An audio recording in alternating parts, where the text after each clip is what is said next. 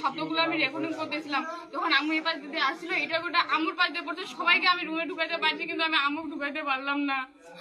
আমি না যখন বেরোই হইতে যাবো কারণে পাশে দেখতে দুনিয়াটা এবং পুরা আমরা স্কুল থেকে মাদ্রাসা টু এই হাট পর্যন্ত ফাঁস হয়ে গেছে।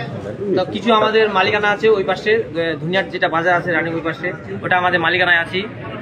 আর এইদিকে সব খারাপ হয়ে গেছে, এগুলো সব আমাদের দাদার আন্ডারে।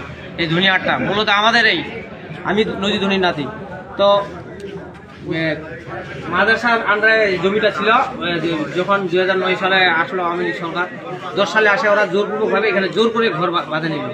এই যে আপনারা সবাই ছিলেন, এগিয়ে দুবুল ইসলাম ডালিম চাচা, উনি আমাদের আওয়ামী লীগের মানে অনেক বড় লেভেলের নেতা। উনি আসে, উনার পরিবার সবাই আসে, এটা পুরো দখল করে যখন আমরা বাধা দিতে আসি 10 সালে, তখন আমাকেও মাথা ধরে এখানে ঢুকাই দিচ্ছিল। আপনারা ওইখানে অনেক মানুষ আছে, আপনারা যেগুলা সবাই বলতে হবে কাহিনী, সবাই জানে। বলতে